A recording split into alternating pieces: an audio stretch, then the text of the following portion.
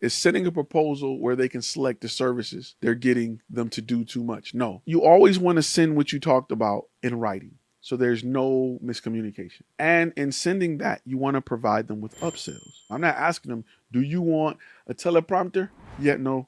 Do you want hair? Nope. I'm putting it right in front of you. This is your price. These are items we suggest you go with. Check what you want. If not, roll with what you got. When you do it like that, in most cases, the proposal that you send is going to come back more valuable than it was when you sent it. You said in the community post that the content boom may not last forever. What do you think could cause the decline?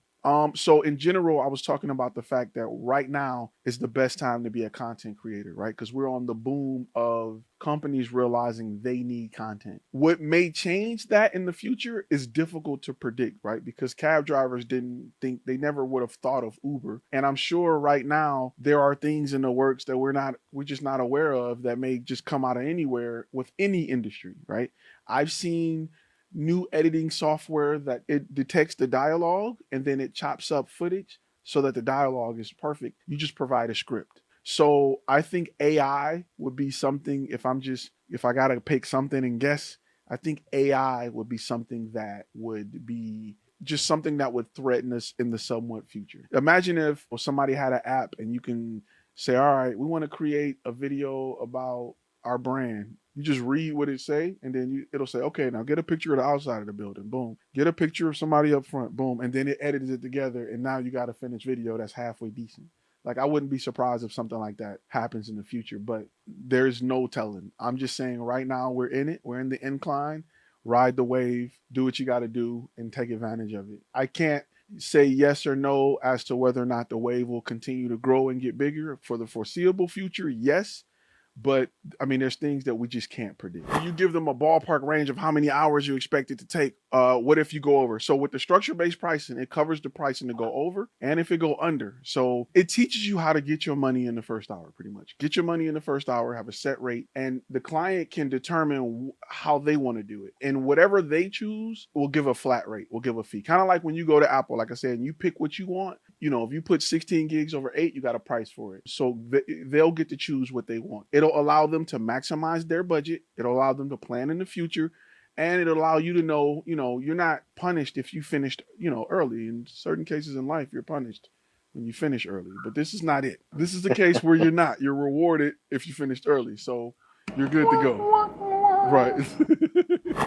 Hey, pause for a second. I know you're in the middle of something dope, but I want to make sure I tell you about a course over at FlashFilm Academy that changed the game for me. It literally took my business from attracting mostly low-end clients to consistently landing bigger clients with bigger budgets. It's called the 5 Key Steps for Creating an Effective Portfolio That Converts. If you're a photographer, videographer, editor, or graphic designer, this course teaches you how to take what your brand does well and present those things in a way to help the client understand how your brand can help solve their problem. This course isn't just about editing, but helping you understand that when clients are trying to make a decision on why or even if they should work with you, blasting them with your best video clips set to music just won't cut it anymore. It doesn't set you apart, show value, or help buyers in the process of making a decision. This course teaches you how to create a commercial for your brand, providing a first impression that will help you 10x your ability to land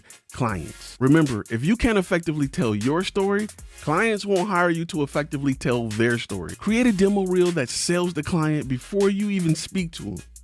Go ahead, click the link. Let's get started.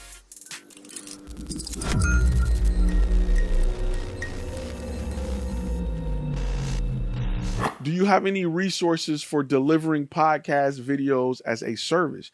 So podcasting is something we deliver or we mention to our clients, especially when it's a service-based industry, to help educate their clients and make sure that they build themselves as the authority. Podcast is a great, cheap way to do it. Right now, what we've been pushing is 60-second podcasts, right? Because we can record 52 of them in about 3 hours.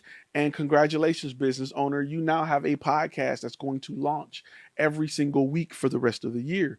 I can record it, edit it, schedule them all to post, and it'll only take me a few hours worth of work, and I can charge them a flat fee for that. And it's something that I can offer to my client that'll help him grow his user base while marketing his brand and building himself as an authority. Same thing you do on YouTube, but with podcasts. And keep in mind, there's been videos where I've listed stats about podcasts, how the average household income of people who listen to podcasts is typically higher. So if you're working with like a dentist, a doctor, anybody who a high-end landscape, anybody who have something that's medium to high-end, podcasting can help them grow their business. So there's a lot of stats out there about podcasting and who listens to podcasts. But the goal is to help build yourself as an authority and be everywhere people are searching. So that's a really good question. Delivering podcasts, I usually use Anchor. It just works for me. It's very similar to YouTube as far as how you get paid for it. With advertising, it's free. You can upload all you want up into a certain file limit. And they even give you a website when you build a podcast. So I like Anchor.fm.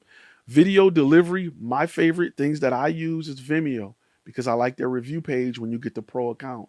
Clients can go, click, leave messages, circle stuff, stop, and leave bullet points in certain areas of the video, and they can download it in multiple formats. So I don't have to worry about, hey, can you send it as 720p? Hey, can you send it as MP4? Hey, the file is too big. I don't got to do it. I upload it once, they download it, and it notifies me when they're looking at it. Ty, can you explain how you set up packages for photography? I'm gonna be really honest with you because it differs based on the product. It needs to not be just something that is, blatantly across just the idea of photography. Make sure that it is for a specific product, right? Because I can look at headshots and then I can determine upsells for that headshot. I may do skin smoothing, I may do teeth whitening, I may do hair color fiction. I've had people pay me to add makeup on women because I have apps that allow me to do that and they'll pay for it. And usually with packages, just like with McDonald's, the headshot is the cheeseburger and I'm gonna let you choose a few things and a package will come with headshots, skin smoothing, teeth whitening, and it'll be cheaper than if you went with just the package and added the two. So that's package number 2. Package number 3 may include everything, and it'll be a little bit cheaper than if you bought package 1 and then added it on. So that's how I work my packages. And keep in mind, they need to be very specific to the type of service or what you're providing. That's why I tell you to get 3 niches, because it's hard to do this if you sell everything. Focus on 3 products and be the best at that. It's hard to do this and come up with all this and write all this copy and provide all these examples. If you do everything, it's going to be hard to have examples. So focus on 3, knock those out the park, be a beast at it, and grow from there. Do you round up or down on hours? So I sometimes mostly do it in half-hour increments where over 15 minutes is half. Under, I'll be nice and say, all right, we'll take that. That's how I usually do it. 30 minutes is so I'll do half hours if I really like them. If it's a big business, we do an hours. It's gonna be real with you. Google can afford it. And they don't have any problems. Hey, keep in mind that the video you just watched contains clips from a longer lecture that's available to our gold members at FlashFilmAcademy.com. You can go to FlashFilmAcademy.com to watch the complete lectures if you want to get all the gems and all the information, or you can stay on the channel and continue watching some of our content here. Just click one of those boxes somewhere around here. You know where to go. Right up in here, somewhere, wherever it pops up, you know what to do. You got this.